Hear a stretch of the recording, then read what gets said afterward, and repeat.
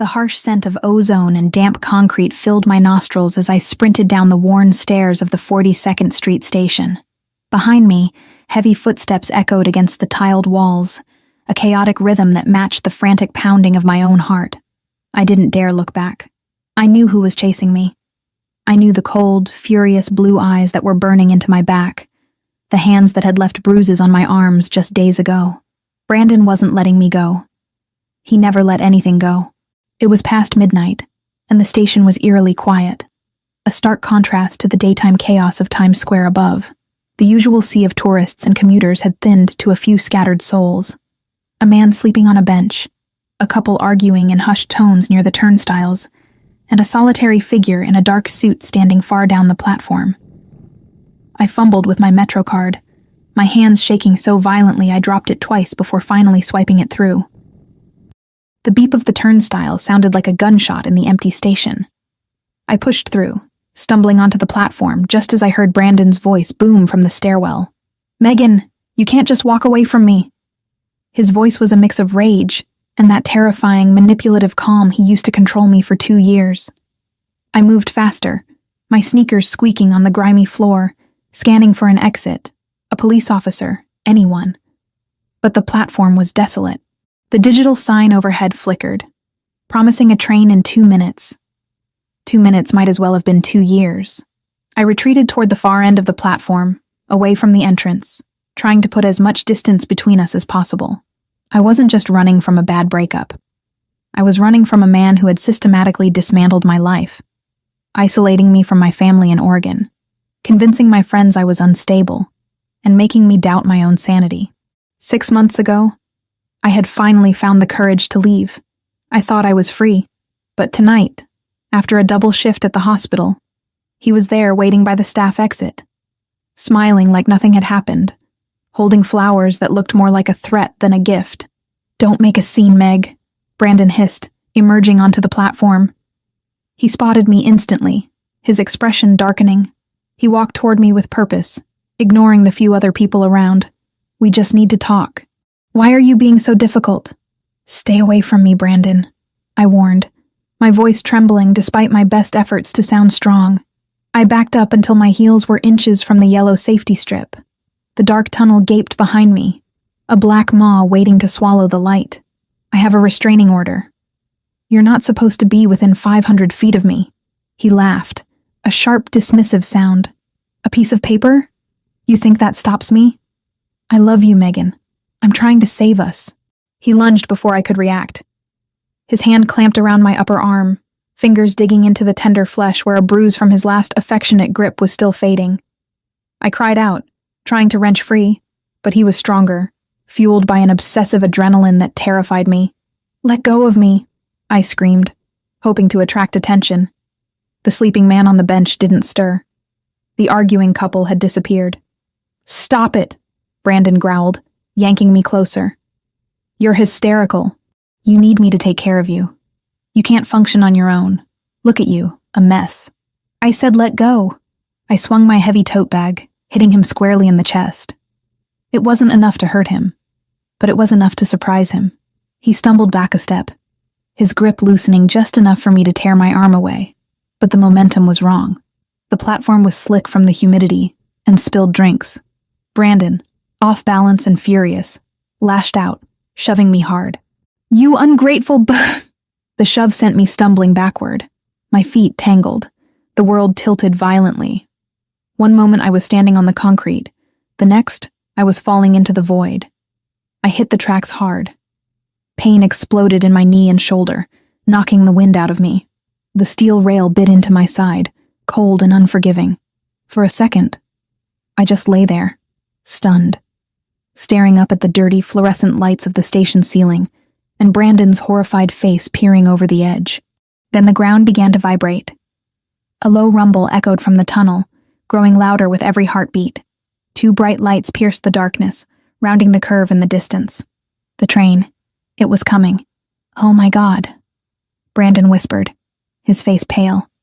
He took a step back. He didn't reach for me. He didn't call for help. He looked at the oncoming train, then at me, and terror.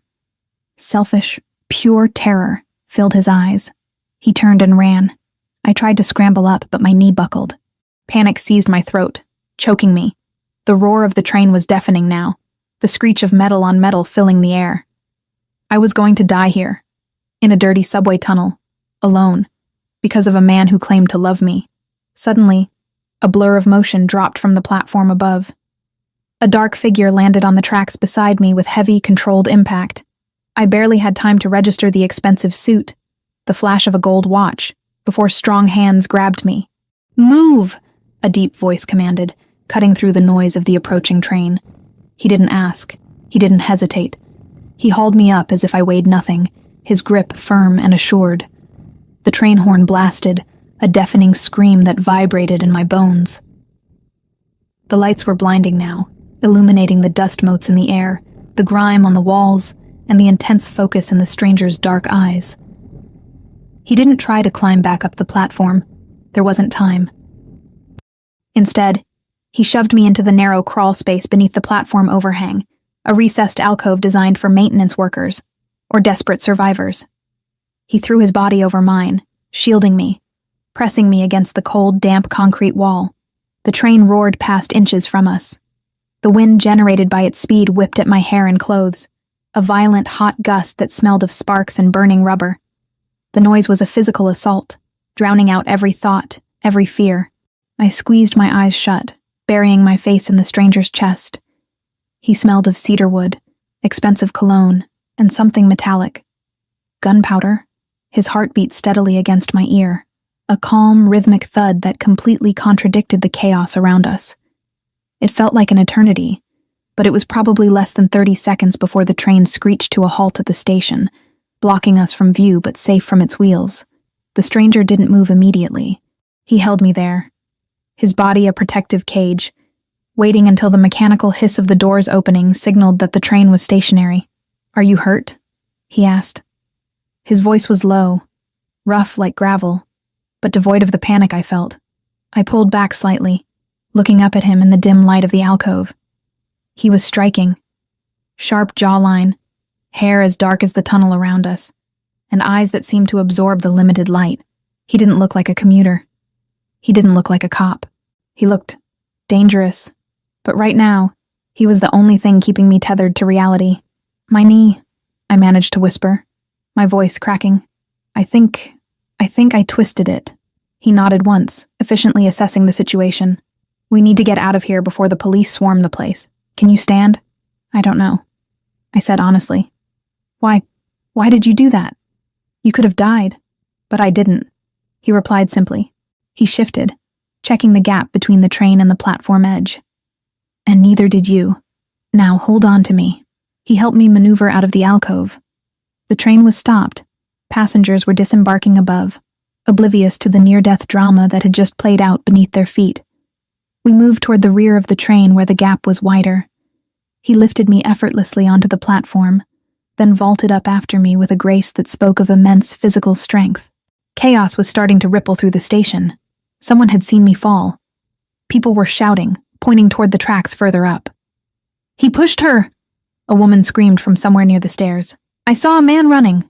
"We're leaving," the stranger said, his hand firm on my lower back, guiding me away from the gathering crowd, toward a service exit I hadn't even noticed before. "Wait," I protested weakly, limping. "The police. I have to tell them." "Tell them what?" he countered, his tone hard but not unkind. "That your boyfriend pushed you? By the time they file a report, he'll be gone. And you need a doctor, not a statement form." "How did you know he was my boyfriend?" I asked, a chill running down my spine that had nothing to do with the cold dampness of my clothes. He didn't answer. He pushed open the heavy metal door, leading us into a maintenance corridor that smelled of rust and old oil. We emerged onto a side street, far from the main entrance where sirens were already wailing. A sleek black SUV was idling at the curb, its engine purring softly. A large man in a dark suit stepped out immediately, opening the rear door. "Boss," the driver said, his eyes widening slightly as he took in our disheveled appearance. "Is everything—" "Drive, Joseph," the stranger ordered, helping me into the back seat. "We need to get to the safe house and call Dr. Eris. Tell him to meet us there." "Safe house?" I repeated, panic flaring again as I sank into the plush leather seat. Wait, I'm not going anywhere with you. I don't even know who you are. The stranger climbed in beside me as the car pulled away from the curb, merging smoothly into the late-night traffic. He turned to look at me, and for the first time, I saw something soften in those intense dark eyes. Not pity, but something closer to recognition. I'm Nicholas, he said. And right now, Megan, I'm the only safe option you have. I stared at him, my mouth slightly open. How do you know my name? Nicholas reached into his jacket pocket and pulled out a pristine white handkerchief, handing it to me to wipe the grime from my face. I make it my business to know the names of people who fall onto subway tracks in front of me. It's a bad habit. It was a lie. I knew it was a lie. But as the adrenaline crashed and exhaustion washed over me, I realized I didn't have the energy to fight him. Brandon was out there. The police would just take a statement and send me home, to the apartment Brandon had a key to, despite the locks I'd changed 3 times. This stranger, this Nicholas, had jumped in front of a train for me. Thank you, I whispered, clutching the handkerchief. You saved my life. Yes, Nicholas said, looking out the tinted window as the city lights blurred past. Now let's make sure it stays saved. The car sped north, leaving the chaos of 42nd Street behind. I leaned my head back against the seat, closing my eyes. My knee throbbed, my clothes were ruined, and I was in a car with a man who radiated power and danger. But for the first time in months, as we put distance between me and the station, I didn't feel like prey. I felt protected, and that was a terrifying thought in itself. The silence in the car was heavy, but not uncomfortable. Joseph, the driver, glanced at me in the rearview mirror occasionally, but said nothing. Nicholas was busy on his phone, typing rapid messages, his brow furrowed. I took the opportunity to study him covertly. His suit was ruined, grease stains on the expensive fabric, dust coating the shoulders. He had a scrape on his jaw that was bleeding sluggishly. You're bleeding, I said, the nurse in me taking over automatically. He touched his jaw, looking surprised to find blood on his fingers. It's nothing. It's not nothing. It needs to be cleaned or it will get infected. Subways are petri dishes. A corner of his mouth quirked up, almost a smile. I'll survive, Nurse Collins. Collins? I stiffened. Okay, seriously. Who are you? You know my first name, my last name, my profession. Are you stalking me too? Nicholas sighed, putting his phone away. He turned his full attention to me, and the intensity of his gaze made me want to shrink back into the seat. I was at the station meeting an associate. I saw you running. I saw him chasing you. I saw the argument. When you fell, I reacted. As for your name, he gestured to the ID badge still clipped to my scrub top, which was miraculously still there. It's right on your chest. I looked down, feeling heat rush to my cheeks. Oh, I'm not stalking you, Megan, he said, his voice serious again. But I saw the look on that man's face. He didn't push you by accident, and he didn't run because he was scared of the police. He ran because he failed. Failed to what? To kill you, Nicholas said bluntly. I wrapped my arms around myself, shivering. He's my ex. He has issues, but he's not a murderer. He just lost control. Men like that don't lose control, Nicholas corrected darkly. They exert it. And when they can't, they eliminate the problem. You are the problem he can't solve. I wanted to argue, to defend the man I had once loved, or at least the version of him I thought existed, but the memory of Brandon's face as he watched me fall, the cold, selfish relief before the terror set in, stopped me. Nicholas was right.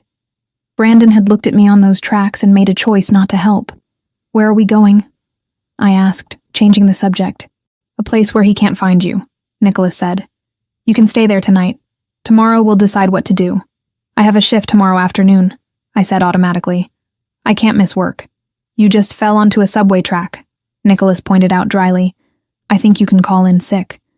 Besides, do you really think it's wise to walk out of that hospital alone tomorrow? He had a point. Brandon knew my schedule. He knew my route. He knew everything. The car slowed, turning into the underground garage of a sleek residential building in the Upper East Side. It wasn't the kind of place regular people lived. It was a fortress of glass and steel, radiating exclusivity. Joseph parked the car and immediately came around to open my door. "Can you walk, miss?" Joseph asked, his voice gravelly but polite. "I think so," I said, grimacing as I put weight on my injured leg. Nicholas was there instantly, offering his arm for support. "Lean on me," he instructed. We took a private elevator straight up to the penthouse. The doors opened into an apartment that looked more like a museum than a home. Minimalist furniture, floor-to-ceiling windows overlooking the park. Art that probably cost more than my entire student loan debt. It was cold, beautiful, and impersonal.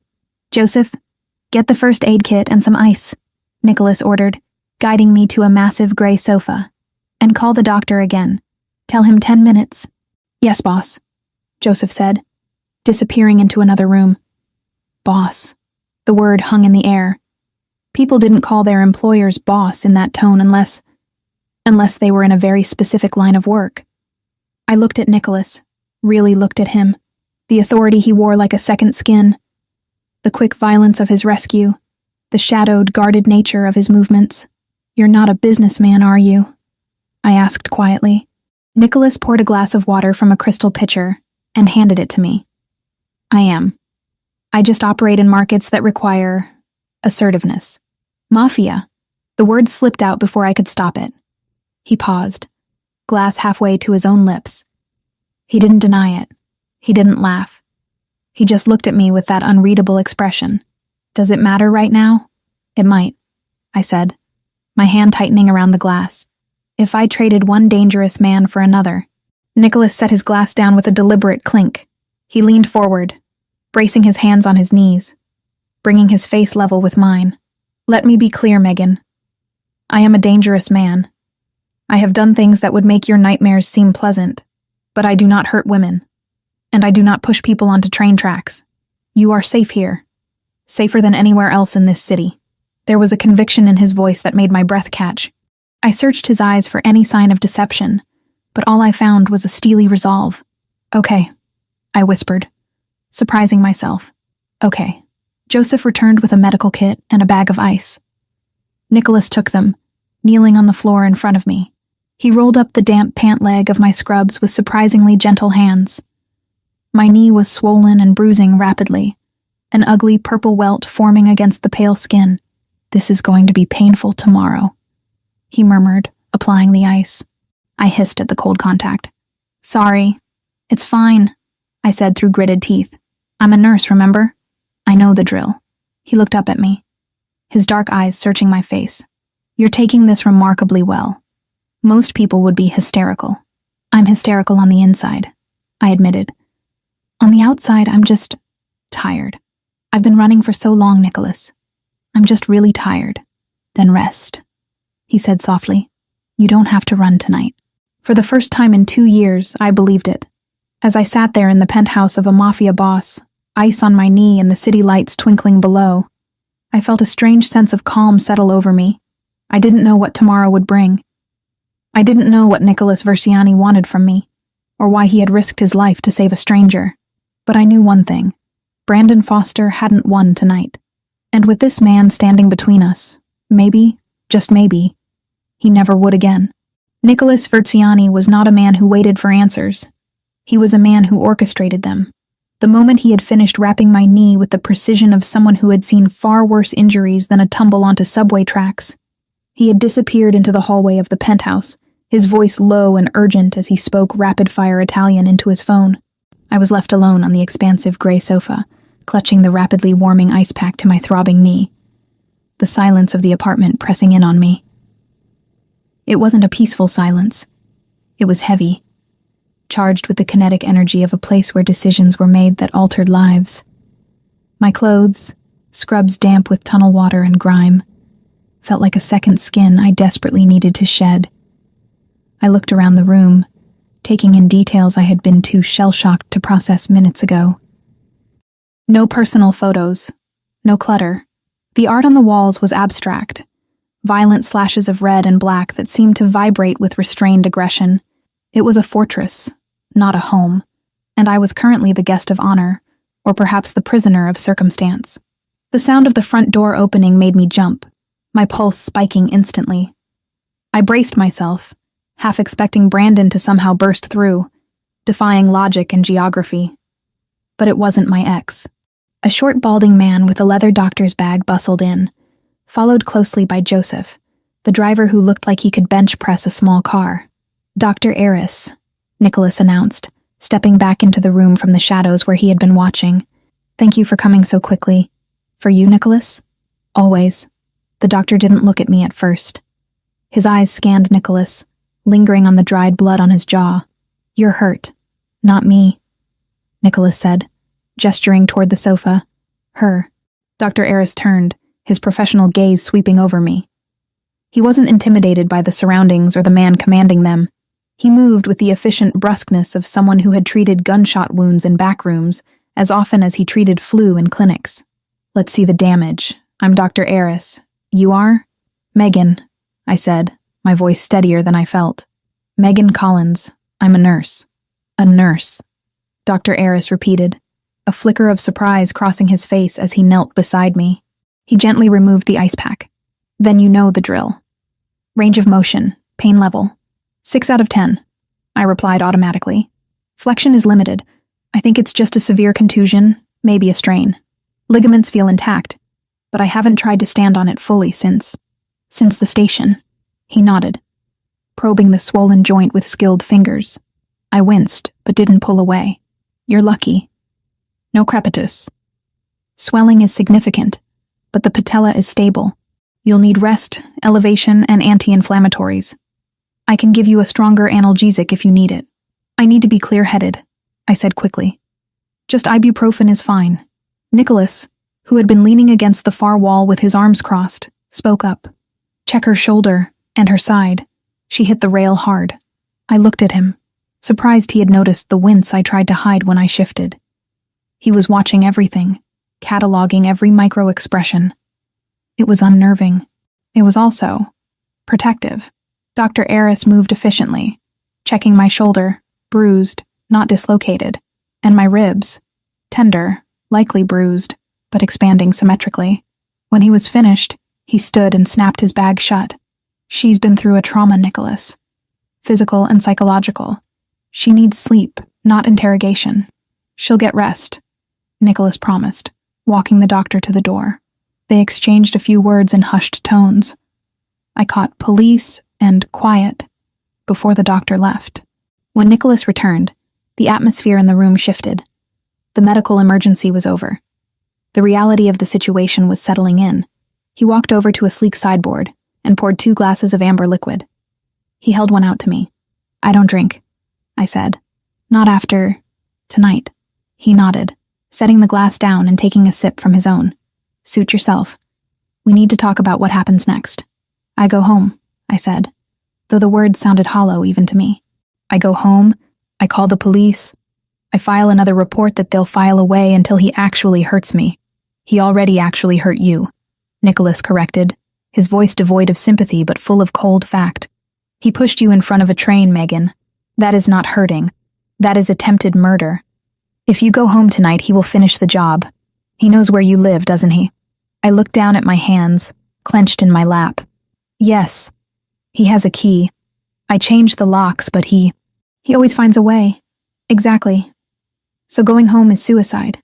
Nicholas walked around the sofa and sat on the coffee table opposite me, invading my personal space, but not in a way that felt threatening.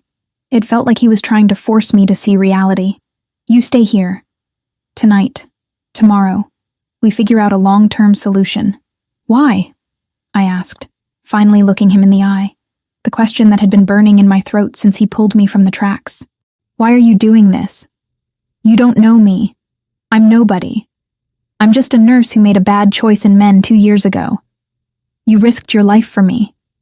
Now you're hiding me in a penthouse that probably costs more than my hospital wing. What do you want?" Nicholas held my gaze, his dark eyes unreadable. "I want nothing from you, Megan. I was there. I saw a man try to kill a woman who was fighting back. I reacted. It is a principle." "A principle?" I let out a short, disbelief-filled laugh. "People don't jump onto subway tracks for principles. They do it for people they love, or for money, or because they're crazy.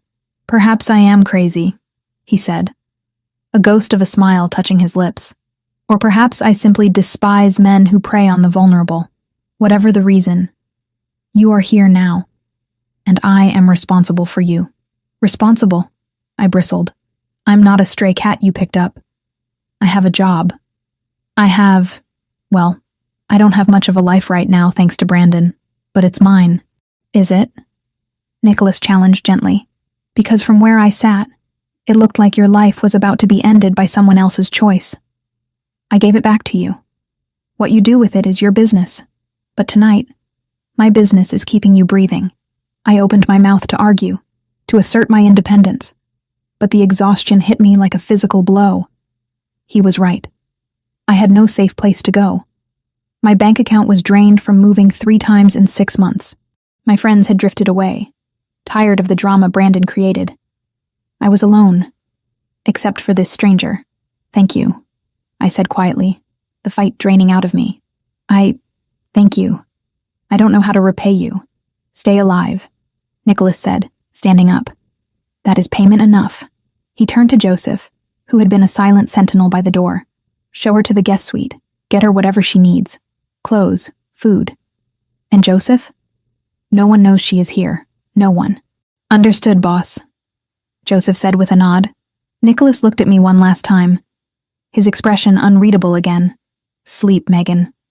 The world will still be ugly in the morning, but at least you will be rested enough to face it.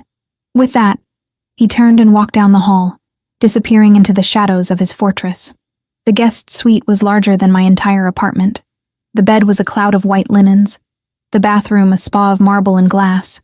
Joseph had provided me with a set of clothes, a soft gray t-shirt and sweatpants that were clearly men's but clean and high quality. I showered, scrubbing my skin until it was pink, trying to wash away the feeling of the subway tracks, the phantom sensation of the train's wind on my face. When I finally lay down, I thought sleep would be impossible. Every time I closed my eyes, I saw the headlights. I saw Brandon's face, but the bed was safe. The room was silent, and the exhaustion was absolute. I fell into a dreamless, heavy slumber. I woke with a start, disoriented. The room was filled with the gray light of early morning. For a second, I thought I was back in my old apartment, waiting for Brandon to start an argument. Then the memories flooded back. The train. Nicholas. I sat up, wincing as my knee protested. It was stiff, but manageable. I limped to the window. We were high up, the city spread out below like a toy set. It looked peaceful from here. Deceptive. A knock on the door made me turn. Come in, I called, my voice raspy. Nicholas entered. He had changed. The ruined suit was gone, replaced by a crisp white shirt, sleeves rolled up to reveal forearms corded with muscle, and dark trousers.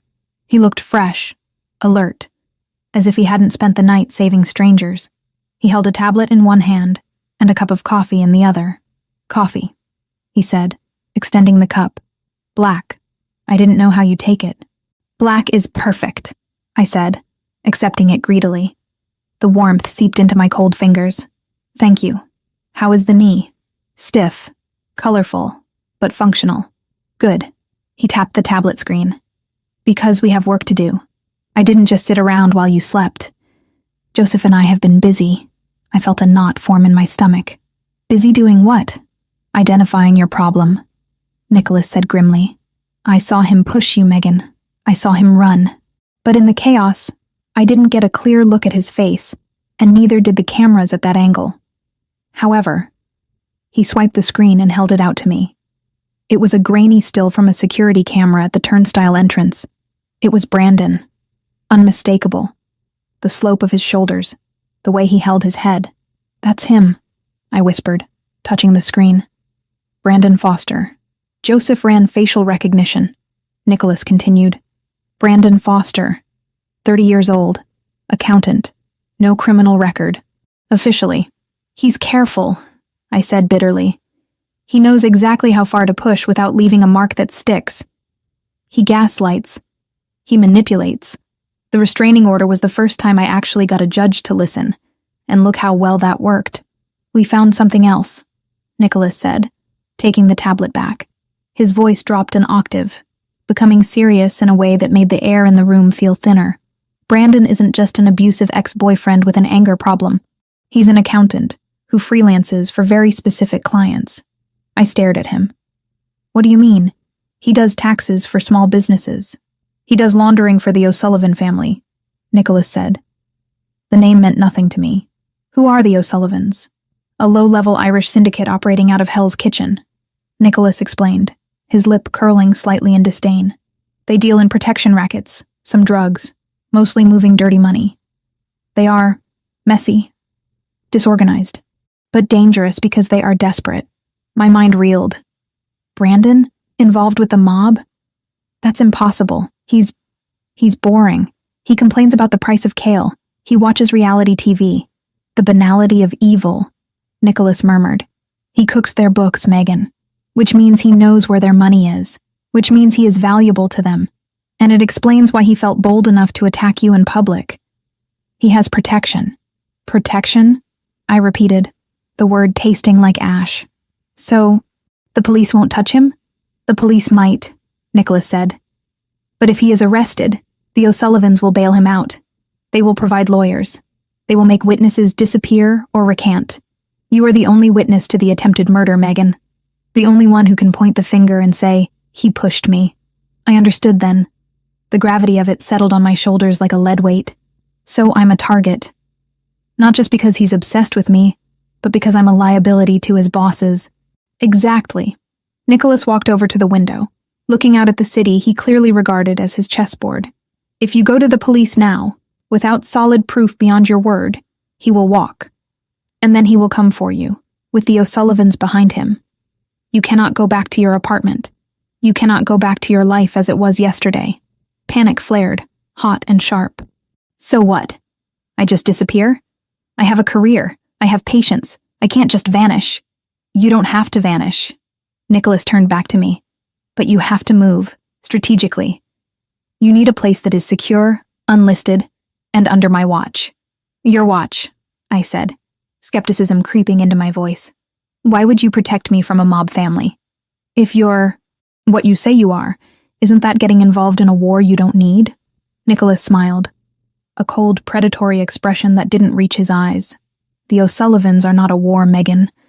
They are a nuisance. And I do not like nuisances operating in my city, hurting people under my protection. Under your protection, I echoed. Since when am I under your protection? Since I pulled you off those tracks, he said simply. Fate put you in my hands. I do not drop what I carry. There was a finality in his tone that silenced my arguments. He wasn't asking. He was stating a fact of nature. The sun rises, gravity works. Nicholas Verciani protects what he claims. Okay, I said, taking a deep breath. Let's assume I believe you. Let's assume I agree to this arrangement. What happens to Brandon? We find him, Nicholas said. We watch him. We wait for him to make a mistake. And men like Brandon always make mistakes because they are arrogant. When he slips, we will be there to ensure he falls. Hard. And until then, you live. You recover. He gestured to the door. Joseph has found a property in Brooklyn. It is fully furnished, secure, and registered under a shell company. It is yours to use. Brooklyn? I blinked. That's generous. But I can't pay for that. I didn't ask for rent, Nicholas said dismissively. Consider it a safe house. You will stay there. You will continue your work. We will arrange transport, so you are never walking alone. You will live your life, but with new parameters. And what do you get out of this? I asked again, unable to let go of the suspicion ingrained in me after years of Brandon's transactional love. Nobody does something for nothing. Nicholas walked over to me, stopping just inches away. He smelled of coffee and that crisp, clean soap scent. I get to sleep at night knowing I didn't let a woman die because it was inconvenient to save her. Is that enough for you, Megan? I looked up into his face, searching for the lie, for the catch. But I saw only a strange, fierce honesty. He was a criminal, yes, a dangerous man. But in this moment, he was the only honorable thing in my world. It has to be, I whispered. Good. He checked his watch. Joseph will take you to the apartment in an hour. Get dressed. Doctor, Eris left pain medication on the dresser. Take it. He turned to leave. Business concluded. Nicholas? I called out. He paused at the door. Yes? My family, I said, the words tumbling out. In Oregon. My mom. She doesn't talk to me. Not since I stayed with Brandon the first time he hit me. She said I was dramatic, that I was throwing my life away. Nicholas turned slowly, his expression darkening. She abandoned you? She stepped back. To let me learn, she said. I swallowed hard, the old hurt surfacing. If something happens to me, if Brandon finds me, she needs to know.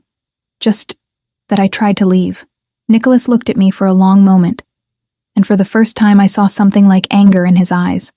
Not at me, but for me. Nothing is going to happen to you, he said, his voice low and fervent. And your mother. People who abandon their blood when they are bleeding do not deserve explanations. But if it gives you peace, write her. Send a letter. Tell her you are safe. Tell her you are strong. But do not expect her to be what she clearly isn't. It was harsh advice, but it rang true. He didn't offer false comfort. He offered reality. I will, I said. Good. Now get ready. Your new life starts in an hour.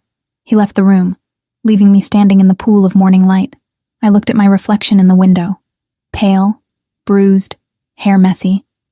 But alive. I was alive. I went to the dresser and took the pain medication. Then I picked up the clothes Joseph had left. Jeans and a sweater this time, likely bought by some assistant at dawn. I dressed mechanically, my mind racing. I was moving to a safe house owned by a Mafia boss. I was being hunted by an ex-boyfriend who laundered money for the mob. My life had turned into a chaotic thriller overnight. But as I laced up the new sneakers provided for me, I realized something strange. I wasn't afraid of Nicholas. I was afraid of the situation, yes. Afraid of Brandon. But Nicholas? He felt like the eye of the storm, the one fixed point in a spinning world. I grabbed my tote bag, the only thing I had left from my old life, and limped toward the door. I didn't know where this road went. I didn't know if I was walking into a cage or a sanctuary, but I knew I wasn't walking onto the tracks anymore. And for today, that was enough. Downstairs, Joseph was waiting by the SUV. Nicholas was nowhere to be seen. Mr. Versiani had business, Joseph said, opening the door. He said he will check on you later. Okay, I said, climbing in. To Brooklyn, then. To Brooklyn, Joseph agreed. As the car pulled out into the city traffic, I watched the streets of Manhattan roll by, the same streets I had walked yesterday as a victim. Today, I was something else. I wasn't sure what yet. A survivor? A protege? A pawn? Time would tell. But as we crossed the bridge, the skyline gleaming in the sun, I made a silent vow to myself. I would not just be a passenger in this story. Nicholas had saved me, yes, but I had to save myself too. I had to be strong enough to deserve the second chance he had given me. I touched the bruise on my arm where Brandon had grabbed me. It was tender, fading yellow and green. It would heal. Everything would heal. I just had to survive the process. 3 days slipped by in the Brooklyn apartment like smoke through fingers. The space was larger than any place I had lived in years. 2 bedrooms, exposed brick walls, windows that overlooked a quiet street lined with brownstones. It was tasteful, furnished in muted grays and warm woods, the kind of place that appeared in lifestyle magazines under headlines like Urban Sanctuary. But it wasn't mine. It belonged to a shell company, which belonged to Nicholas Versiani, which meant it belonged to a world I was still trying to understand. Joseph had been my shadow those first days. He drove me to and from the hospital, a silent presence in the front seat who somehow made me feel both protected and surveilled. He never asked questions, never offered unsolicited commentary. He simply existed, efficient and unobtrusive, like a well-programmed security system with a heartbeat. Nicholas himself had visited once, on the second day. He had walked through the apartment with the air of a landlord inspecting his property, checking locks, testing windows, nodding in approval when he found everything to his exacting standards. We hadn't spoken much. He asked about my knee. I told him it was healing. He asked if I needed anything. I said no. He left within 10 minutes, leaving behind only the faint scent of his cologne and the unsettling feeling that I was a chess piece he had moved to a safer square. On the fourth morning, I woke early and made coffee in the sleek espresso machine that probably cost more than my first car. I stood by the window, watching the neighborhood come to life. A woman jogging with her dog. A man in a suit hailing a cab. Normalcy playing out in choreographed routines. I wondered if any of them knew they lived on the same block as a woman hiding from her homicidal ex-boyfriend under the protection of the Mafia. Probably not. That was the beauty of New York. Everyone had secrets. No one had time to care about yours. My phone buzzed. A text from an unknown number, though I had come to recognize the terse, efficient style. Joseph will pick you up at 10 a.m. We need to talk. N. Not a request. An order dressed in polite language. I sighed, sipping my coffee. The bitterness matched my mood. At exactly 10, Joseph's black SUV pulled up outside.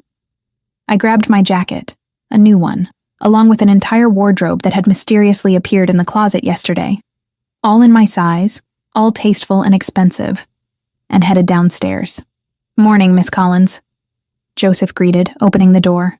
"Just Megan, please," I said for the third time. He nodded but didn't commit to using it. We drove in silence through Brooklyn, crossing into Manhattan. I recognized the route.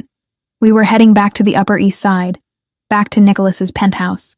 My stomach tightened with a mix of apprehension and something else I refused to name. Nicholas was waiting in the living room when Joseph led me up. He stood by the floor-to-ceiling windows, hands in his pockets, the morning light casting him in stark silhouette. He turned when he heard us enter. "Megan," he said, his voice carrying that same controlled warmth I was beginning to associate with him. "Thank you for coming." "Did I have a choice?" I asked, sharper than I intended. A flicker of amusement crossed his face. "Always. But I am glad you chose to come." Joseph disappeared into another room, leaving us alone. Nicholas gestured to the couch. "Sit. Coffee?" "I've had my quota for the morning," I said, sitting on the edge of the sofa. "You said we needed to talk." He moved to the chair opposite me, sitting with the kind of controlled grace that suggested he was always aware of his body, always ready to move. "Joseph has been watching your ex-boyfriend. Brandon Foster has not gone home. His phone is off. His car is parked outside his apartment building, but there is no activity. He's hiding," I said, my chest tightening. "Or being hidden," Nicholas corrected. I had my people dig deeper. Brandon works as a freelance accountant for several businesses, most of them legitimate, but 2 of his clients are fronts for the O'Sullivan operation. He moves their money, cleans it, makes it look respectable. I absorbed this, feeling the last remnants of my old life, the one where Brandon was just a controlling boyfriend with anger issues, crumble away. So he's not just protected by them, he's useful to them. Exactly. Which means if you go to the police now with no witnesses and no evidence beyond your word, the O'Sullivans will provide him with lawyers, alibis, whatever he needs. He will walk free, and then he will come for you. So what do? I asked, hating the we that slipped out. This wasn't my world. This wasn't my fight. Except it was, because Brandon had made it so when he pushed me onto those tracks. Nicholas leaned forward, his dark eyes intense. We wait.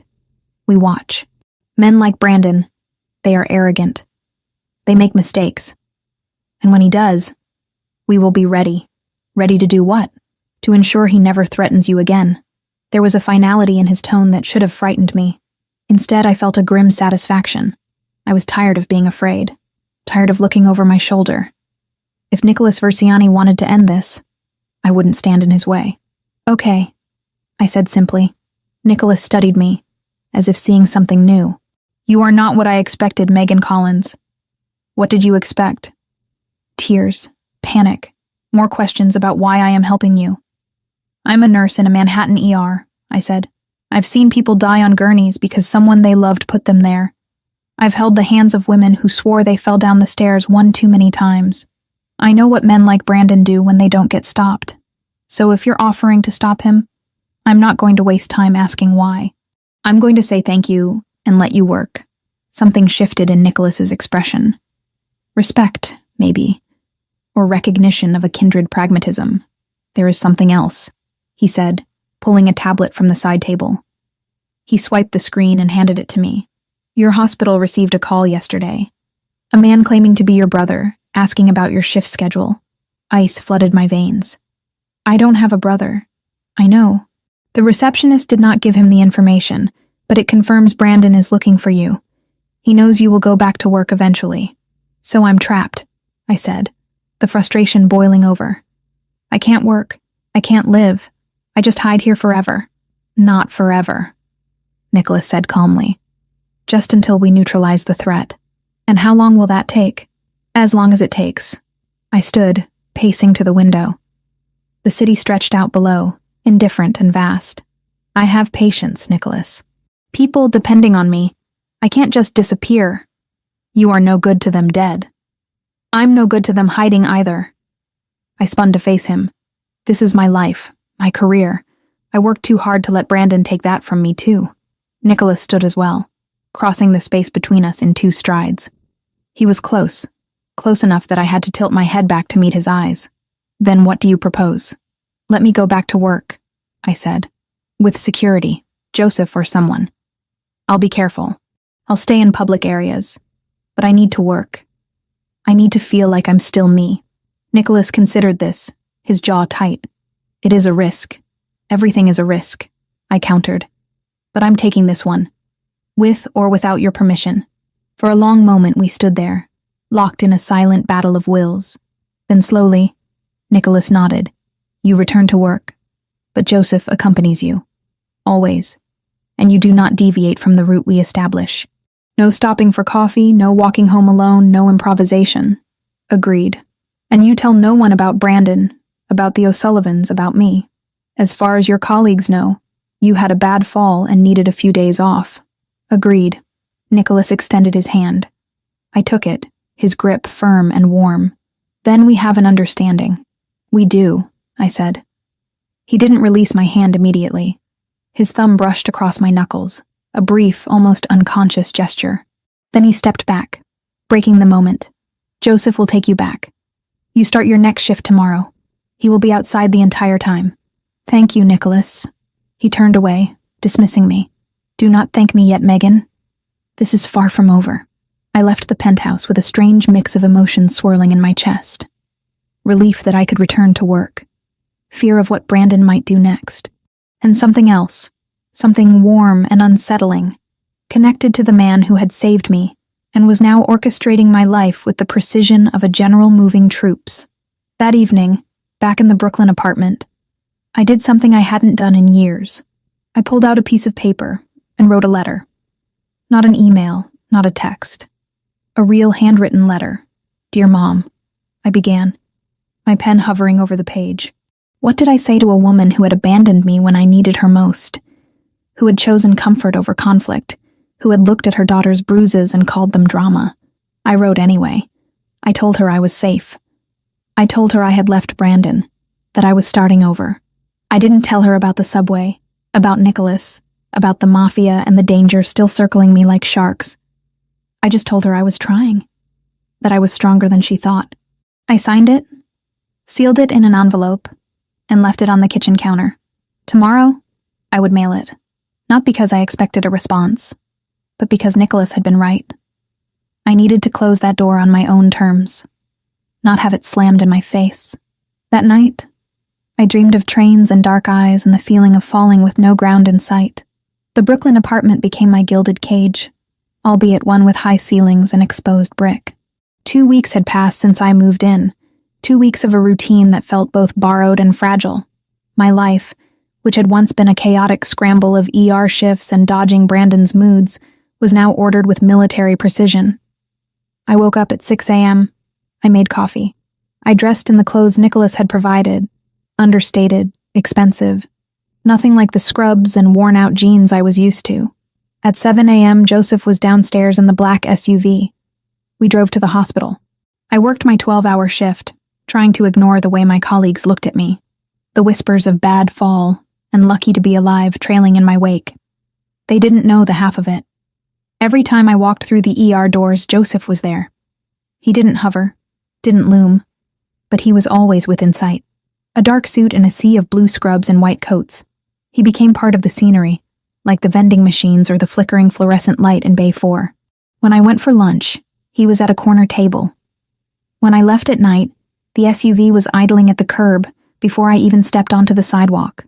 It should have felt suffocating. Instead, it felt like the only thing keeping my lungs inflating. Nicholas was different. He wasn't a constant presence like Joseph. He was a ghost who occasionally materialized to remind me that he haunted my life. He would appear at the apartment some evenings, usually unannounced but never intrusively.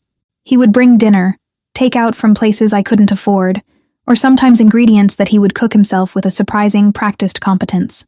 "You chop onions like a surgeon," I commented one night, watching him dice a red onion with terrifying speed. "And you stitch wounds like a seamstress," he countered without looking up. "We both work with knives, Megan. The difference is you try to keep the blood inside." "And you?" I asked, leaning against the counter, wine glass in hand. The wine was his, of course. A Barolo that tasted like velvet and smoke.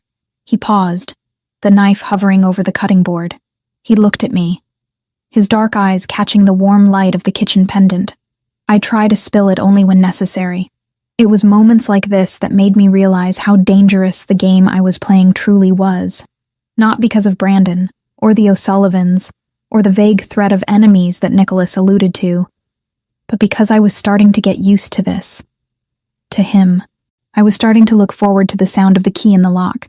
I was starting to save stories from my shift to tell him. The kid who swallowed a quarter.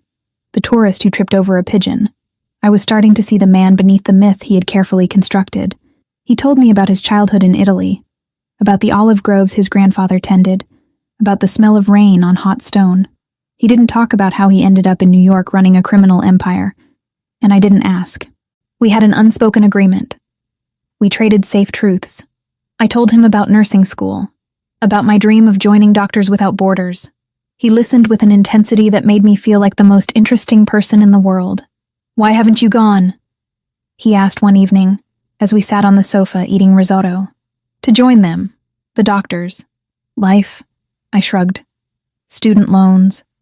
Then Brandon, he didn't like the idea of me traveling, said it was dangerous. Nicholas let out a short, dark laugh. Dangerous. Coming from a man who pushes women onto train tracks, that is rich. He wasn't always like that, I said defensively, then stopped. Why was I defending him? No, that's a lie. He was always like that. I just didn't want to see it. We see what we want to see, Nicholas said. It is a human failing, not just yours. What do you not want to see? I asked boldly. He looked at me, his gaze dropping to my lips for a fraction of a second before returning to my eyes. The air in the room suddenly felt thick, charged with static. I see everything, Megan. That is my curse. I looked away first, my heart hammering a frantic rhythm against my ribs. One Tuesday evening, I came home from a particularly grueling shift, 3 car accidents and a cardiac arrest, to find Nicholas sitting in the armchair by the window. He wasn't cooking. He wasn't reading. He was just sitting in the dark, watching the street below. Nicholas?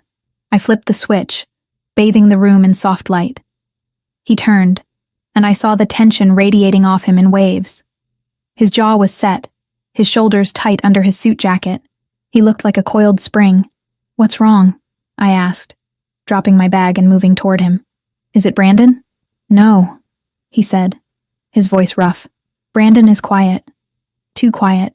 But that is not why I am here. Then why? He stood up, running a hand through his hair, a rare gesture of frustration. I have a meeting tonight, a difficult one. I wanted to see you before I went. See me, I repeated, confused. Why? Because you are real, he said, as if that explained everything. Because in my world, everything is a lie, a maneuver, a leverage. You are just Megan. You save lives. You drink your coffee black. You worry about your patients. He took a step closer, invading my personal space. I didn't back away. I didn't want to. Nicholas, I whispered. I should not be here. He murmured, his eyes searching my face. I should keep you separate, safe. But I find myself drawn to this place, to you. I'm not complaining, I said, the boldness of the words surprising me. He reached out, his fingers brushing my cheek. His touch was warm, calloused, gentle. You should be. You should run from me, Megan. Run fast and far. I'm done running, I said. I told you that.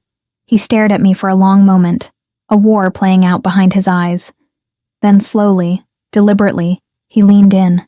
I held my breath, my eyes fluttering shut. His lips brushed mine, a feather-light contact that sent a shockwave through my entire body. It wasn't a demanding kiss. It wasn't possessive. It was a question. A hesitation. I answered it by leaning into him, my hands finding purchase on the lapels of his jacket. The kiss deepened, becoming something else entirely. Hunger. Need. The taste of him. Coffee and mint, and something uniquely Nicholas, filled my senses. His arms went around me, pulling me flush against his hard body. I felt the gun holstered at his side, a cold reminder of who he was. But I didn't care. In that moment, he was just a man, and I was just a woman who had been lonely for a very long time. We broke apart breathless, foreheads resting against each other. Megan, he groaned, his voice ragged. Don't apologize, I whispered. Please don't apologize. I won't, he said. But I have to go. Joseph is waiting. Go, I said, stepping back, though every instinct screamed at me to pull him back. Be safe. I will be, he promised. I always am. He left, leaving the taste of him on my lips and a hurricane in my chest. The next few days passed in a blur of anticipation. Nicholas texted more often, short updates, checks on my safety, nothing about the kiss, but it hung between us, a silent promise. Then the bubble burst. I was at the hospital, restocking a supply cart in Trauma 2, when a nurse from the front desk poked her head in. Megan, there's a delivery for you. Flowers. My stomach dropped. Flowers? Huge bouquet. Roses. They're gorgeous. She winked. That mysterious guy who drops you off? Maybe, I said, forcing a smile. I'll come get them. I walked to the nurse's station on leaden legs. There, sitting on the counter, was a massive arrangement of red roses. Dark red. Almost black. They were beautiful, aggressive, expensive, and they weren't from Nicholas. I knew it before I even reached for the card. Nicholas didn't do clichés. He didn't send roses to my workplace. He brought wine to my apartment. My hand trembled as I plucked the small envelope from the plastic fork. I opened it, sliding out the card. The handwriting was familiar. Spiky. Aggressive. You can't hide forever, Meg. I see you. I see him. Tick-tock. No signature. None was needed. Megan, you okay? The unit clerk, Sarah, looked at me with concern. You look like you've seen a ghost. I'm fine, I stammered. Just allergies. Can you throw these out for me? Please? Throw them out? Are you crazy? They must have cost a fortune. Please, Sarah. Just get rid of them. I can't. The smell. I turned and walked away before I could vomit. I went straight to the staff bathroom, locked the door, and pulled out my phone. My fingers shook so hard I mistyped Nicholas's number twice. He answered on the first ring. Megan? He found me, I whispered, sliding down the tiled wall to the floor. He sent flowers to the hospital. He knows I'm here. Stay there, Nicholas said instantly. His voice was ice cold. Do not leave the hospital. Do not go outside. Is Joseph with you? He's outside. In the car. I'm calling him now. He's coming in. Stay in a secure area, Megan. I am on my way. Nicholas, the card. He said, tick-tock. He said he sees you. He sees nothing. Nicholas growled. He is a blind man walking into a fire. Give me 20 minutes. The line went dead. 20 minutes later, Nicholas strode into the ER like he owned it. He was flanked by Joseph and another man I didn't recognize. Younger, with a scar through his eyebrow. Heads turned. People whispered. Nicholas ignored them all, scanning the room until his eyes locked on me where I was standing by the triage desk. He crossed the room, ignoring the authorized personnel only sign. He stopped in front of me, his hands hovering as if he wanted to grab me but was restraining himself. Are you hurt? No. Just scared. Where is the card? I handed it to him. He read it, his expression turning stony. He handed it to Joseph. Bag it. Fingerprints. Yes, boss. Come. Nicholas said to me. "We are leaving. I have 4 hours left on my shift." I protested weakly. "You are done for today," he said. "Your manager will understand. Or I will make them understand." He led me out of the hospital, his hand on the small of my back, a protective brand. We got into the SUV. The atmosphere was different now. The quiet domesticity of the last few weeks was gone, replaced by the sharp edge of danger. "He knows I'm working," I said, staring out the window. "He knows where I am. So the safe house. It's useless." "No," Nicholas said. "It means he is desperate. He is trying to flush you out, to scare you into running again." "It's working," I admitted. "No," he said firmly, "because this time, you are not running. This time we answer." He turned to look at me, and the look in his eyes was terrifying. It wasn't the gentle man who cooked risotto. It was the man who jumped onto subway tracks, the man who ran a criminal empire. "We are going to meet him," Nicholas said. "What? He wants you? He can have a meeting, but it will be on my terms, in my territory, and he will learn exactly what happens when you threaten what is mine." "Yours?" I asked, the word hanging in the air.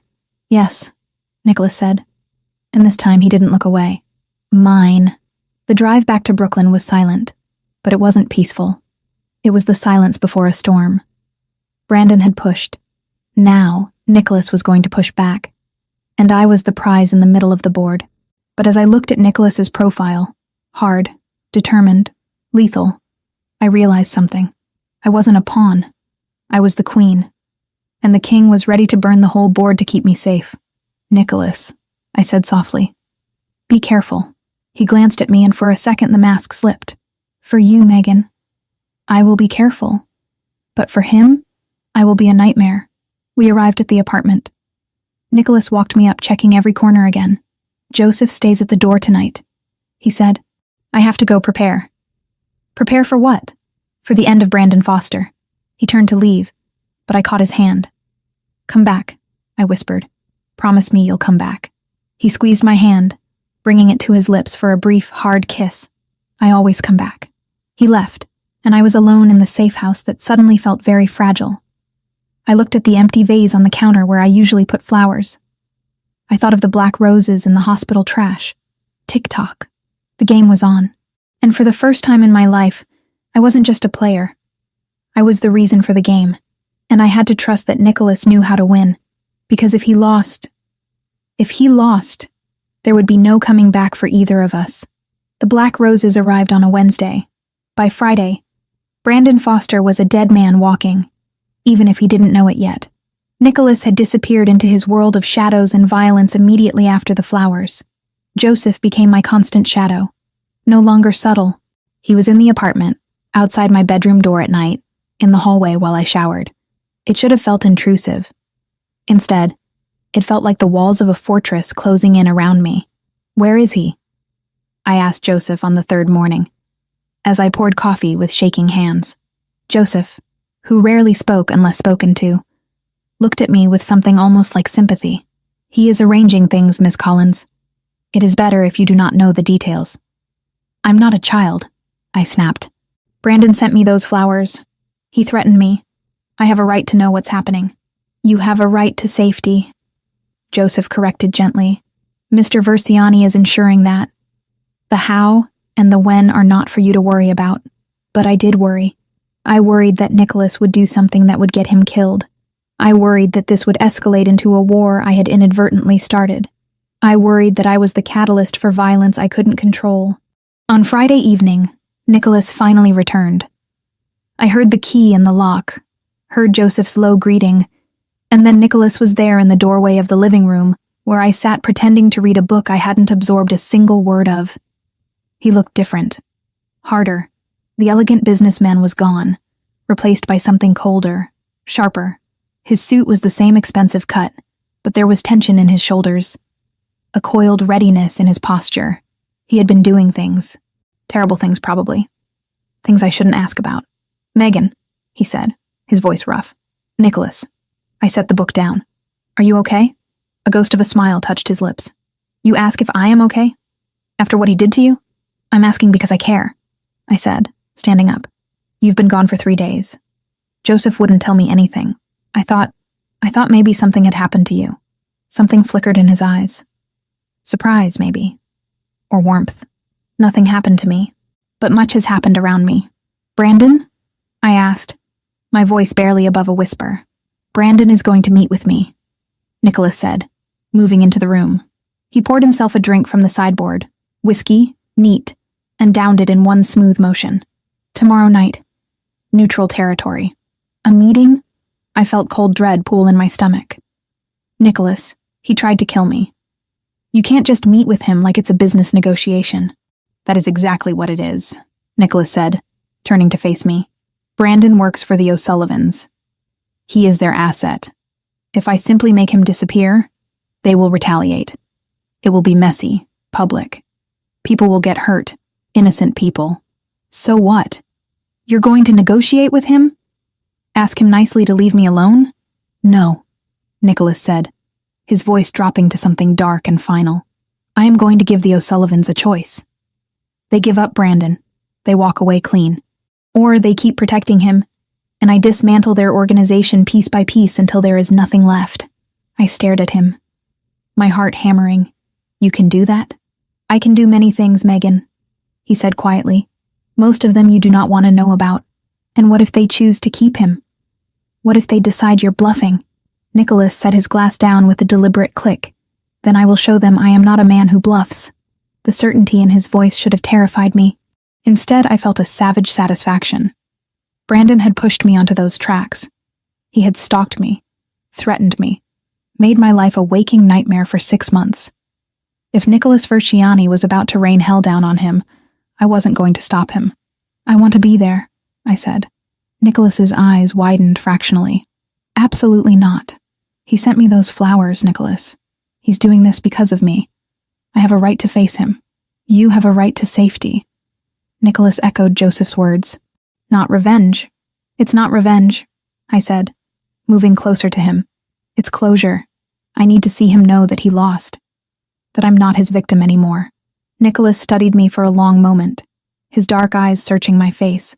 You do not understand what you are asking. This will not be a pleasant conversation. There will be threats, posturing, possibly violence. I'm a trauma nurse, I reminded him. I've seen violence. I've stitched up gunshot wounds and held pressure on stab victims. I'm not some delicate flower who will faint at raised voices. This is different, Nicholas insisted. This is personal. Exactly, I said, which is why I need to be there. We stood there, locked in a silent battle of wills. Finally, Nicholas sighed, a rare show of concession. You stay in the car, he said. You do not get out unless I tell you it is safe. You do not speak to Brandon. You do not engage. You are there to observe. Nothing more. Agreed? Agreed, I said, relief flooding through me. And Megan? His hand came up to cut my cheek, his thumb brushing my cheekbone. If anything happens, if I tell you to run, you run. You do not argue. You do not hesitate. You trust me, and you run. Nothing's going to happen, I said, though I wasn't sure I believed it. Promise me, he insisted, his grip tightening slightly. I promise, I whispered. He leaned in, resting his forehead against mine.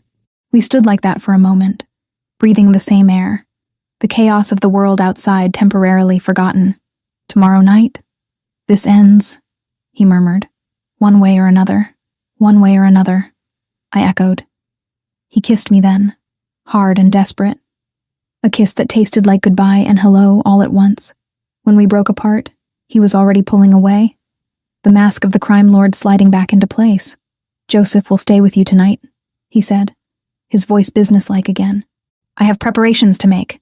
Nicholas, I called as he reached the door. He paused, looking back. Thank you. For everything. Do not thank me yet, he said, his expression unreadable.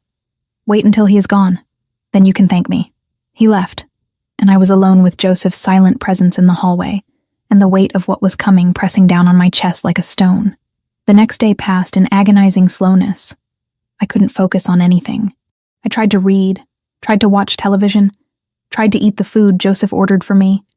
Everything tasted like ash. My stomach was a knot of anxiety and anticipation. At 7 p.m., Nicholas arrived with 2 other men I didn't recognize. They wore the same dark suits, the same air of controlled violence. Nicholas's eyes found mine immediately. "Are you certain about this?" he asked. "Yes," I said, grabbing my jacket. "Then let's go." We drove through Brooklyn and into Queens, the city lights blurring past the tinted windows. Nobody spoke. The tension in the car was suffocating. We finally pulled up to what looked like an abandoned warehouse near the docks. The area was industrial, desolate, the kind of place where screams wouldn't carry. "This is neutral territory," Nicholas explained, helping me out of the car.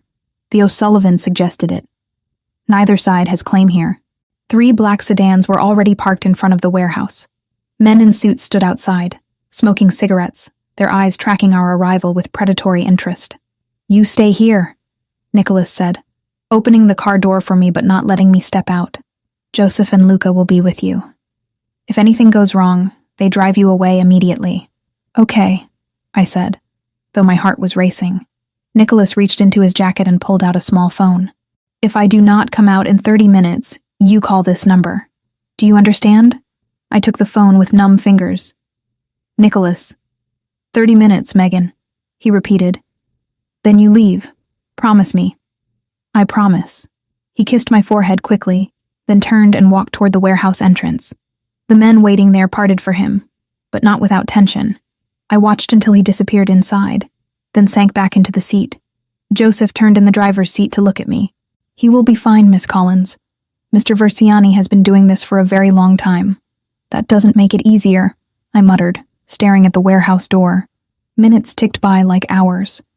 I checked the phone Nicholas had given me compulsively. 5 minutes. 10. 15. At 22 minutes, the warehouse door burst open. Men poured out, shouting, weapons drawn.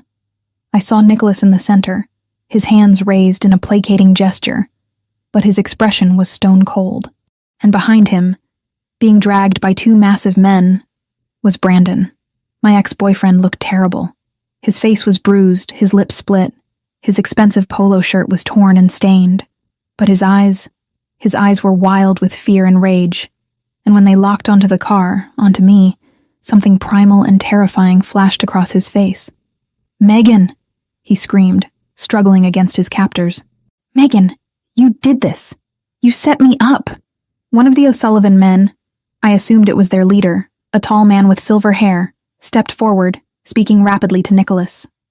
I couldn't hear the words, but I could see the body language.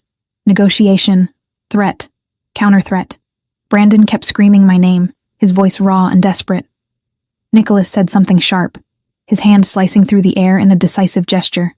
The silver-haired man nodded once, tersely. Then he turned to the men holding Brandon and gave a single-word command. They released him. Brandon stumbled, then straightened, his eyes finding mine again through the car window, and then he ran. Not away from the warehouse, toward the car, toward me. "Drive!" I shouted at Joseph, panic seizing my throat. But before Joseph could even start the engine, Nicholas moved. He intercepted Brandon with brutal efficiency, grabbing him by the collar and slamming him against the hood of one of the sedans. The crack of bone on metal echoed across the empty lot. "You do not look at her," Nicholas snarled, loud enough that I could hear through the closed window. "You do not speak to her. You do not think about her. She is under my protection, and if you come within a mile of her ever again, there will not be enough of you left to identify." Brandon was sobbing now, blood streaming from his nose. "Please," he begged. "Please, I didn't mean—" "You pushed her in front of a train," Nicholas hissed, his face inches from Brandon's. "You sent her flowers at her workplace. You stalked her for 6 months. You meant every bit of it, but the O'Sullivans have agreed to hand you over to the proper authorities. You will be charged with assault, stalking, and attempted murder, and you will plead guilty. Because if you do not, I will make sure you never leave prison alive. Do you understand me?" Brandon nodded frantically, tears and blood mixing on his face. "Good," Nicholas said, shoving him toward a police car that had just pulled up. Arranged, obviously part of the deal. 2 officers got out, reading Brandon his rights as they cuffed him. Nicholas watched until Brandon was secured in the back seat, then turned and walked back to our car. He slid into the passenger seat, his breathing controlled, but heavy. "It's done," he said quietly. "He will never hurt you again." I stared at him. At this man who had just orchestrated the arrest of my abuser through a combination of mafia negotiations and legal maneuvering. "How did you—" The O'Sullivans wanted to keep their accountant, but I reminded them that protecting a man who tries to kill women in public is bad for business. They value stability more than one asset. So they agreed to let him face real consequences. He will plead guilty. He will go to prison. And you are free. Free. The word felt foreign in my mouth. I had been running for so long, hiding, looking over my shoulder. And now, it was over. "Thank you," I whispered, tears pricking my eyes. Nicholas reached over and took my hand. "You are welcome, Megan. Now let's go home." As Joseph started the car and we pulled away from the warehouse, I looked back one last time. Brandon was in the police car, his face pressed against the window, watching us leave. But for the first time, I wasn't afraid. He was the one in chains now. And I was free. The peace that followed Brandon's arrest was fragile, like a thin layer of ice over a deep, dark lake. The city felt safer, the air easier to breathe, but the silence left behind was heavy with things unsaid. 2 weeks had passed since the warehouse. Brandon was in custody, his bail denied on the strength of an anonymous evidence package that had landed on the district attorney's desk the morning after his arrest.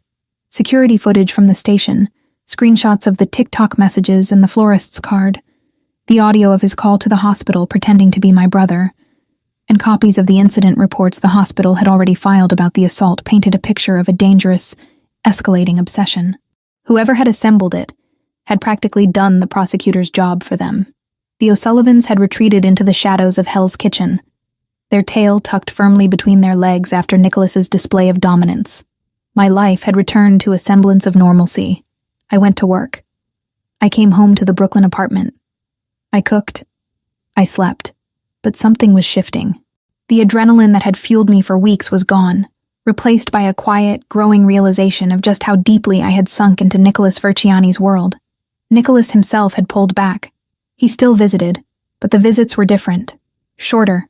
More formal. He didn't stay for dinner. He didn't read poetry on my sofa. He checked in, asked if I needed anything, and left. It was as if, now that the immediate danger was gone, he was trying to build a wall between us again. But walls have doors, and I was determined to find the key. One rainy Tuesday evening, he arrived later than usual. He looked tired, the lines around his eyes deeper, his tie loosened. He declined my offer of wine, standing by the window as he always did, watching the street. "I have a proposition for you," he said, without turning around. "A proposition?" I asked, drying my hands on a dish towel. "That sounds ominous." "Not ominous," he said, finally facing me. "Practical. The lease on this apartment, it is indefinite. You can stay here as long as you like. But Joseph tells me you have been looking at listings in Queens." I had been. Late at night, when I couldn't sleep, I scrolled through rental apps, trying to imagine a life that was just mine again. "I can't stay here forever, Nicholas. It's too much. Too big. Too expensive. I need to stand on my own feet." "You are standing on your own feet," he said. "This place gives you the security to do that without looking over your shoulder." "It gives me security provided by you," I corrected. "And while I am grateful, so grateful, I can't be your charity case forever." "You are not a charity case," he said sharply. "You are—" He trailed off, frustration flickering across his face. "I am what?" I stepped closer, crossing the invisible line he had drawn between us. "What am I to you, Nicholas? Now that the damsel in distress part of the story is over." He looked at me, really looked at me, stripping away the layers of politeness and control. "You are the only thing in my life that isn't gray," he admitted, his voice low. "Everything else, it is business, strategy, leverage. You are just you." "Then let me be me," I said softly. "Let me take you somewhere. Not a safe house, not a warehouse, just somewhere normal." "Normal?" He raised an eyebrow. "I do not do normal well, Megan." "Try," I challenged. "Tomorrow night. I'm off. Pick me up at 7. No Joseph. Just us." He hesitated, the calculator in his head running the risks. Then, slowly, He nodded. 7. He arrived at 7 sharp, driving a sleek silver coupe instead of the armored SUV. He wore a charcoal suit, no tie, the top button of his shirt undone. He looked devastatingly handsome and entirely out of place on a Brooklyn residential street. "Where are we going?" he asked as I slid into the passenger seat. "There's a place in Little Italy," I said. "Not one of the tourist traps. A small family place. My dad used to take me there when I was a kid before. Nicholas glanced at me. "Little Italy? That is bold. You know who owns most of that territory?" "I assume you do," I said. "Or someone you know. Does it matter?" "It might," he said, merging into traffic. "But for tonight, we will say it doesn't." The restaurant, Da Enzio, was exactly as I remembered it.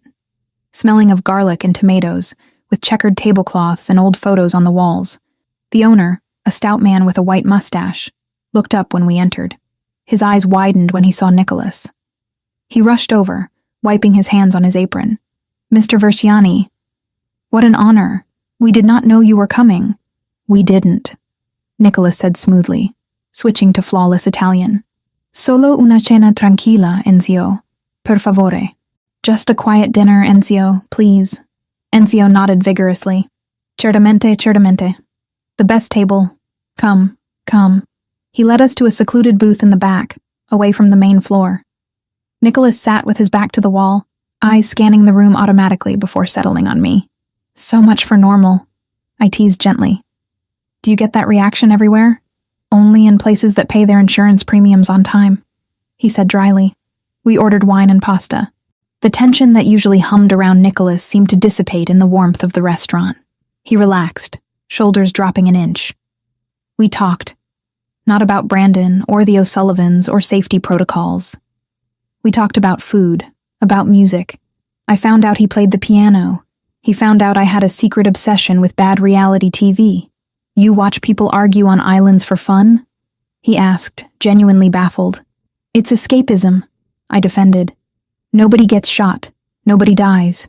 They just cry about coconuts." "I prefer opera," he said. "At least the tragedy has a soundtrack." "Snob," I laughed. He smiled, a real, genuine smile that reached his eyes. It transformed his face, making him look younger, lighter. For a moment, I forgot who he was. I forgot the gun I knew was tucked against his ribs. I just saw a man I was falling for, but the world has a way of intruding. As we were finishing our espresso, Nicholas's phone buzzed. He glanced at it, and the smile vanished. The mask slammed back into place. "We have to go," he said, signaling for the check. "What is it?" I asked, alarm spiking. "Business," he said shortly. "Joseph is outside with the car. He will take you home." "Joseph is here?" I looked around. I thought it was just us.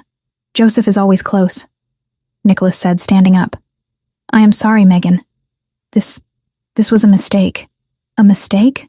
I stood too, hurt flashing through me. "Dinner was a mistake? Thinking I could have this?" He gestured between us. "Thinking I could be normal for one night? I cannot. The world does not stop because I want to eat pasta with a beautiful woman. It stopped for 2 hours," I argued. "That counts for something." "Not enough," he said grimly. He placed a stack of cash on the table, far more than the bill required. "Go with Joseph. I will call you." He walked out without looking back, disappearing into the night.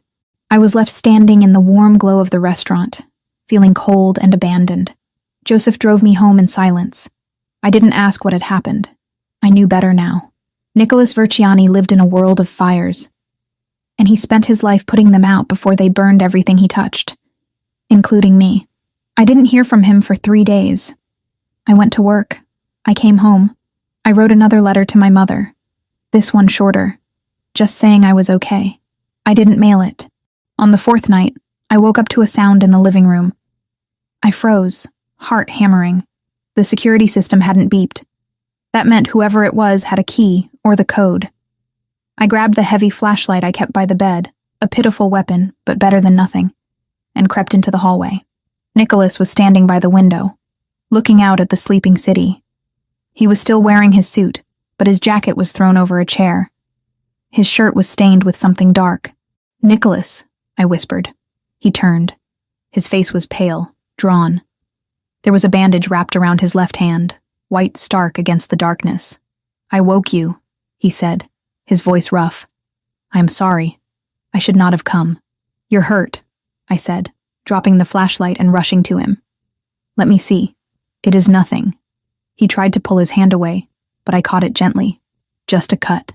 "A cut doesn't bleed through 3 layers of gauze," I said, examining the bandage. "Sit down. I'll get the kit." He sat heavily on the sofa. I ran to the bathroom, grabbing the first aid supplies I had stocked.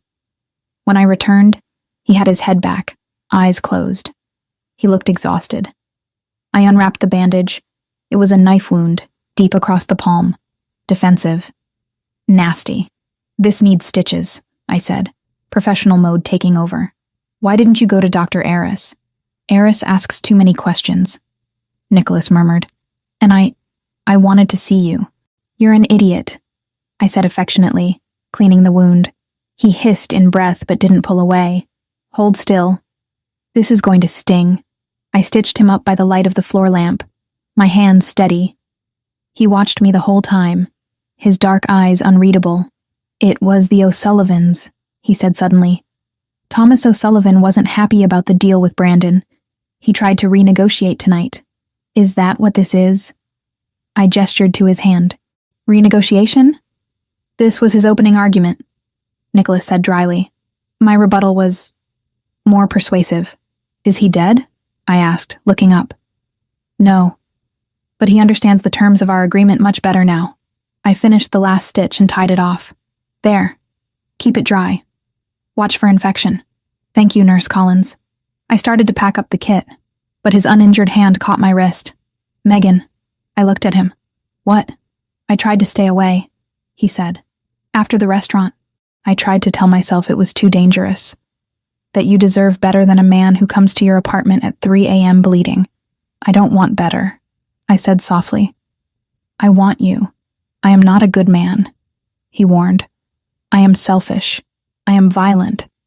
I will bring darkness into your life." "You already brought light," I countered. "You saved me, Nicholas. In every way a person can be saved. You don't get to decide you're bad for me now." He pulled me toward him. I went willingly, settling between his knees.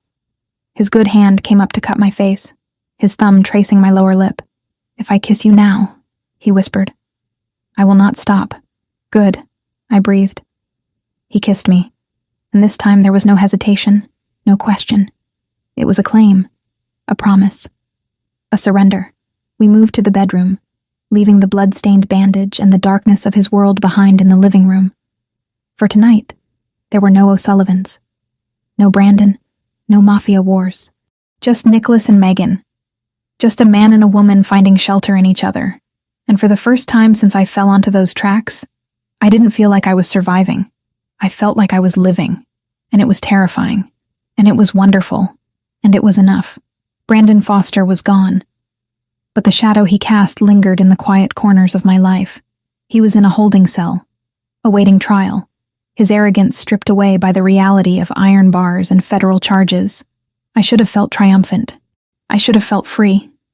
Instead, I felt adrift. The threat that had defined my existence for 2 weeks, and my fear for 6 months before that, had vanished, leaving a void that needed filling. And the only thing large enough to fill it was the complicated, dangerous, and utterly captivating man who had engineered my freedom. But Nicholas Verziani was pulling away. It wasn't abrupt. It wasn't cruel. It was a slow, deliberate retreat. He stopped coming to the Brooklyn apartment unannounced. His texts became sporadic, strictly logistical. Joseph remained my constant shadow, but Nicholas became a ghost. "He's busy," Joseph would say when I asked, his eyes fixed on the road. Business was neglected. He has fires to put out. I knew it was a lie, or at least a convenient half-truth. Nicholas wasn't just busy. He was creating distance. He was building the wall back up, brick by brick, now that I was no longer a damsel in distress who needed saving.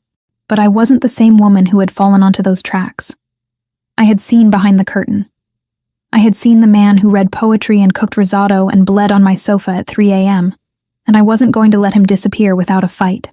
On a Thursday evening, a week after Brandon's arrest, Nicholas finally called. "I am downstairs," he said, his voice sounding tinny through the speaker. "Come down. We are going somewhere." "Where?" I asked, heart leaping despite myself. "Dinner.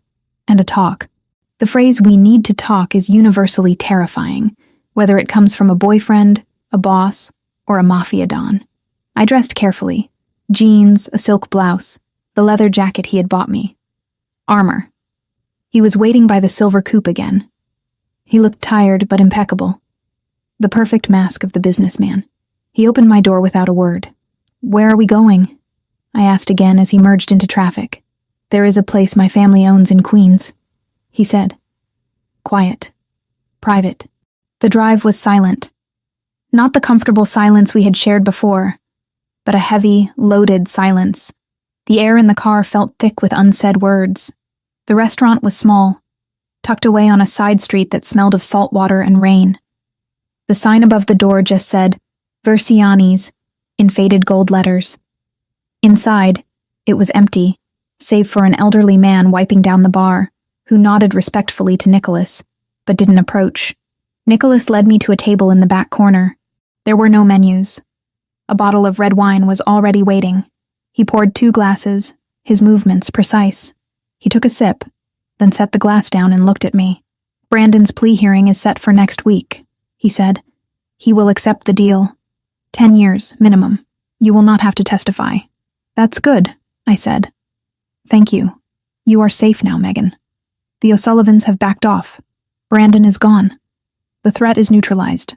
"I know," I said, my throat tight. "So what happens now? You send me back to my old life? I go back to my apartment, my job, and pretend none of this happened?" "You cannot go back to your apartment," he said. "It is tainted.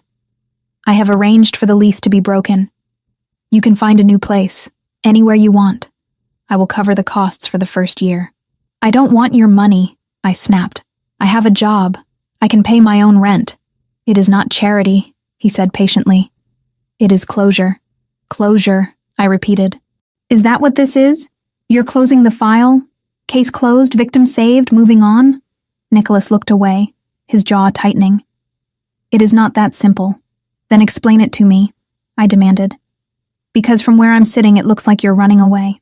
He looked back at me, and the raw honesty in his eyes took my breath away. "I am running away," he admitted. "Because if I stay, I will destroy you. That's a cliché, Nicholas. I'm bad for you. I'm dangerous, blah, blah, blah. I know who you are. I know what you do. I've been living in it for weeks. Living in the fringes," he corrected.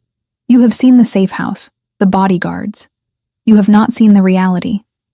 You have not seen the violence, Megan. Not really. You saw me punch a man. You saw a cut on my hand. You have not seen what I have to do to keep this city under control. So show me," I challenged. "No," the word was a gunshot. "I will not drag you into the mud with me. You are light. You are healing. You save lives. I take them. We are not compatible." "Since when do you care about compatibility?" I asked. "You cared about saving me. You cared about protecting me. You cared enough to kiss me. Twice. And that was a mistake," he said harshly. "A moment of weakness. Was it?" I reached across the table, covering his hand with mine. He flinched but didn't pull away, because it didn't feel like weakness to me. It felt like the only real thing that's happened in a long time. "Megan," he warned, his voice dropping. "Do not push this. You have a chance now. A fresh start. You can find a nice man. A doctor. Someone who comes home at 5 p.m. and doesn't check his car for bombs." "I don't want a nice man," I said fiercely. "I tried nice. Brandon was nice, remember? He brought me flowers. He opened doors. And then he pushed me onto a subway track. Nice is a lie. I want real. And you are the most real thing I've ever known." Nicholas stared at our joined hands. "You think you want this, but you do not know the cost. You will be isolated. You will be judged. Your friends will leave you. Your family, your mother has already judged you for less. My mother judged me for being a victim. I said, for staying with a man who hurt me. But with you, I'm not a victim. I'm not weak. You make me feel strong, Nicholas. You make me feel like I can handle anything. Even the blood, he asked quietly. Even the nights I don't come home? Even the knowledge that every meal we eat, every dress you wear is paid for with dirty money? Is it? I asked. Or is it paid for by keeping monsters like Brandon off the street? By keeping the O'Sullivans from hurting more people? I'm not naive, Nicholas. I know you're not Robin Hood, but I also know you have a code, and I can live with that code. He pulled his hand away, standing up abruptly. He paced to the window, looking out at the rainy street. My father, he began, his back to me. He wanted me to be a lawyer. He wanted me to be legitimate. He sent me to the best schools.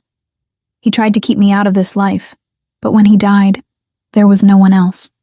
The family needed a leader, so I stepped up. I became what they needed, and I lost myself in the process. He turned to face me. I have not let anyone in, Megan. Not in 10 years. Because everyone I let in becomes a target, or a casualty.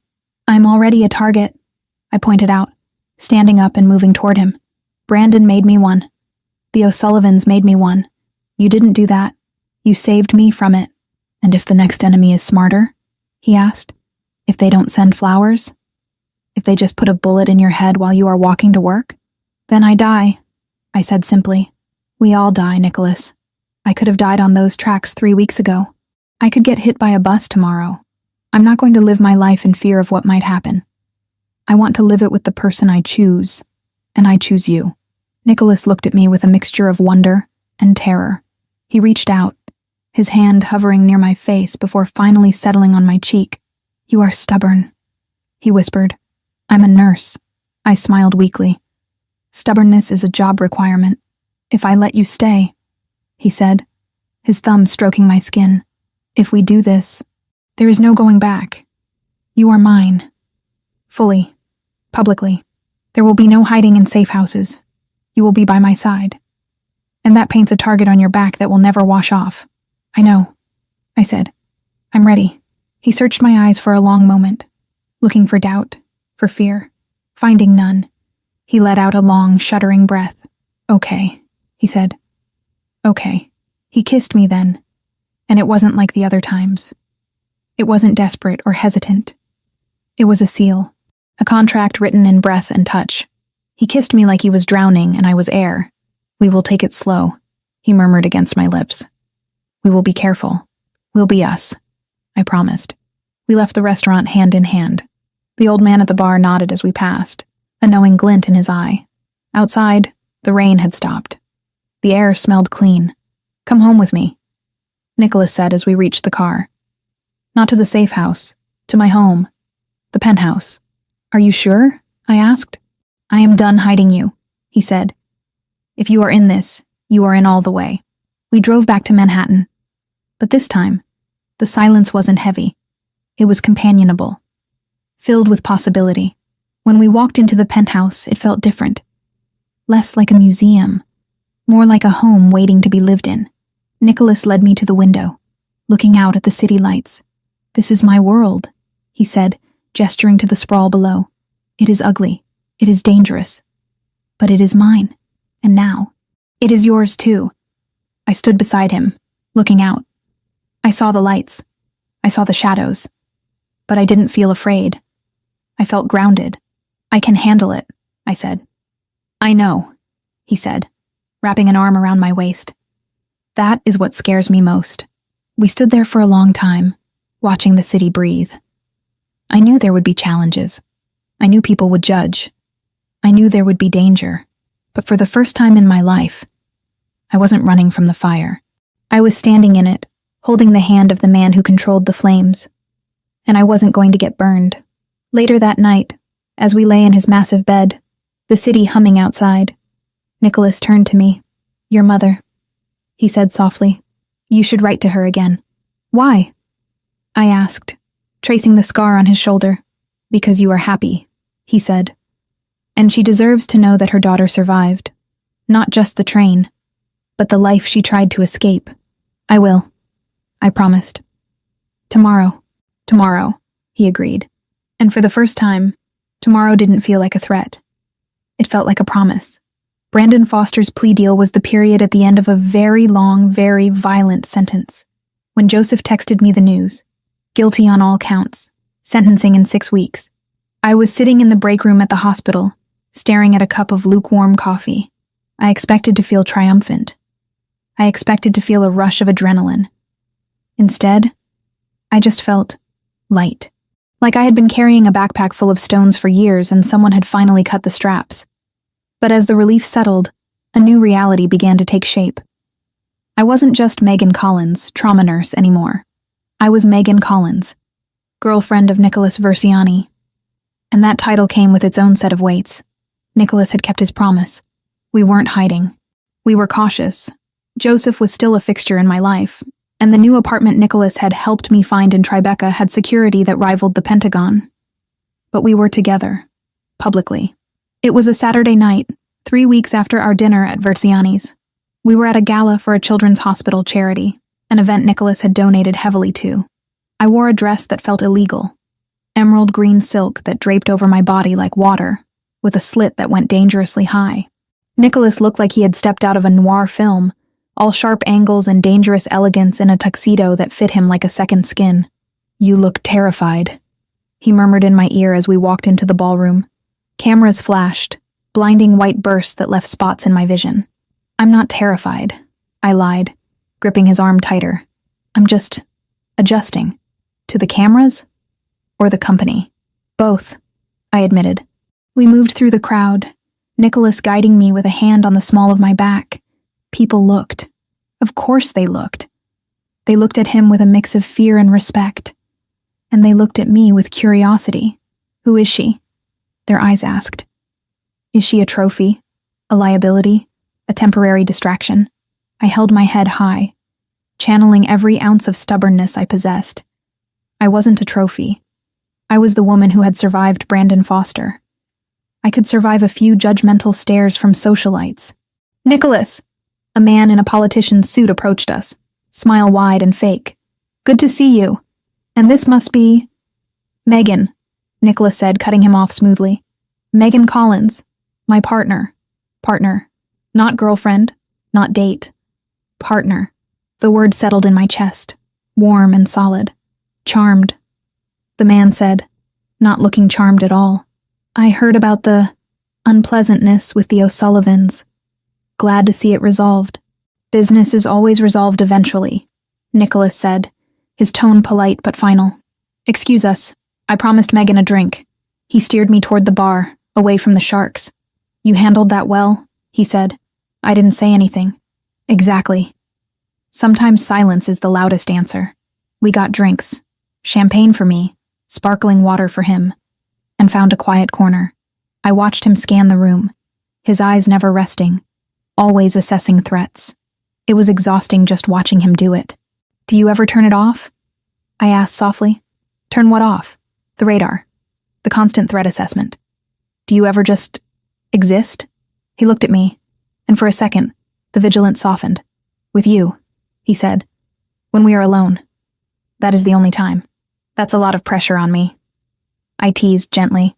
"You can handle it," he said. "You handle blood and trauma every day. Compared to that, my neuroses are a vacation." We laughed. A private moment in a public room. But then I saw something that made my smile falter. Across the ballroom, near the exit, a man was watching us. He wasn't dressed for a gala. He wore a cheap suit that fit poorly. He stood out like a sore thumb. And he was staring directly at Nicholas with a look of pure, unadulterated hatred. "Nicholas," I whispered, touching his arm. 3 o'clock, by the exit. Gray suit. Nicholas didn't turn immediately. He checked his reflection in a mirrored pillar, then stiffened imperceptibly. "Stay here," he said, his voice dropping to that cold, professional tone I knew too well. "Do not move. Nicholas, Joseph is 5 feet away to your left. Stay here." He walked away from me, moving through the crowd with lethal grace. I watched him approach the man. They spoke. It didn't look friendly. The man gestured angrily. Nicholas stepped closer, invading his space, saying something low and undoubtedly terrifying. The man paled, took a step back, and then turned and practically ran out the door. Nicholas returned to me, smoothing his jacket. "Who was that?" I asked, heart racing. "Nobody," Nicholas said. "Just a ghost from an old business deal. He looked like he wanted to kill you." "Many people want to kill me, Megan. It is a long list. But wanting and doing are very different things. Is that going to happen every time we go out?" I asked, the reality of it hitting me again. "The threats? The enemies?" "Not every time," he said honestly. "But sometimes. Yes." He took my hand, his thumb rubbing over my knuckles. "This is the life, Megan. I told you. It is not safe. It is not clean. If you want to walk away, the door is there. I will not stop you." I looked at the door. Then I looked at the man in the gray suit fleeing into the night. Then I looked at Nicholas. "I'm not walking away," I said. "I'm staying right here." "Why?" he asked, genuinely baffled. "Why choose this?" "Because I choose you," I said. "And you come with baggage, heavy, dangerous baggage. But you also come with this." I squeezed his hand. "With loyalty, with protection, with love?" I said the word as a question, testing the waters. We hadn't said it yet. Not out loud. Nicholas looked at me, his dark eyes intense. "Yes," he whispered. "With love." He didn't kiss me then. Too public, too risky. But he didn't have to. The look on his face said everything. We left early. Joseph drove us back to the penthouse. The ride was quiet, but it wasn't tense. It was the comfortable silence of two people who had fought a battle and won. At least for today. When we got inside, Nicholas didn't turn on the lights. We stood by the window, looking out at the city. "I have something for you," he said suddenly. He reached into his pocket and pulled out a small velvet box. My heart stopped. "It is not a ring," he said quickly, seeing my face. "Not yet. That comes later, if you still want to be here." He opened the box. Inside was a necklace, a simple, elegant silver chain with a small pendant. A phoenix. "Rising from the ashes," he murmured, taking it out. "Turn around." I turned, lifting my hair. His fingers brushed my neck, warm and calloused, as he fastened the clasp. "You survived the fire, Megan," he said, his breath against my ear.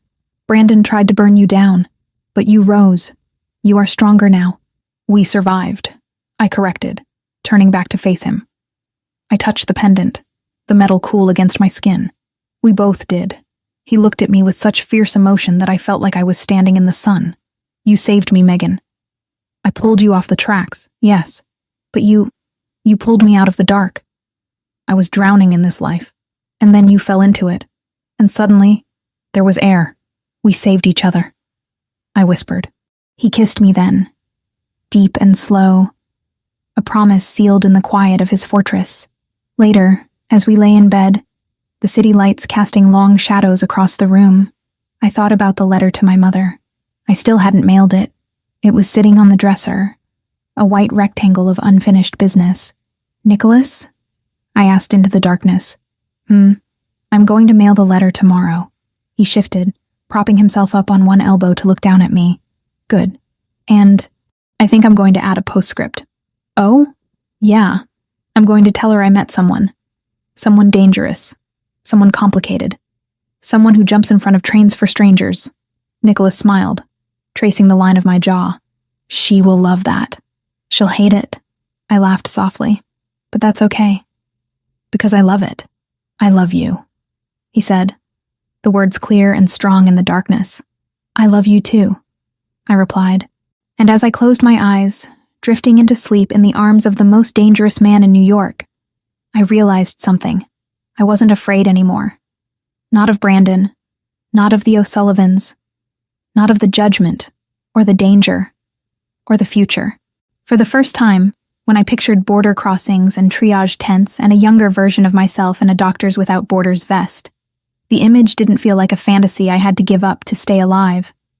It felt like something I might actually get to choose, someday, on my own terms. I was Megan Collins. I was a survivor. I was a partner. And I was exactly where I was supposed to be. The tracks were behind me. The train had passed. And for the first time in a very long time, the track ahead was clear. The next morning, I woke up alone in the massive bed, but there was a note on the pillow next to me. Gone to handle business. Joseph is downstairs. Be ready at 7 for dinner. Wear the red dress. I love you. N. I smiled, stretching. I got up, showered, and dressed. I picked up the letter to my mother. I grabbed a pen and added the postscript. P.S. I met someone. He's not what you would choose for me. He's not safe. He's not normal. But he saved my life. And more importantly, he let me save myself. I'm happy, Mom. Really happy. I hope one day you can be happy for me too. I sealed the envelope. I walked downstairs, past Joseph, who nodded a greeting, and out onto the sidewalk. The sun was shining. The city was loud and chaotic and beautiful. I dropped the letter in the mailbox on the corner. It clattered down, a sound of finality. I turned back toward the building, toward the black SUV waiting to take me to work, toward the dangerous, complicated, wonderful life I had chosen. I touched the phoenix at my throat. I was ready for whatever came next.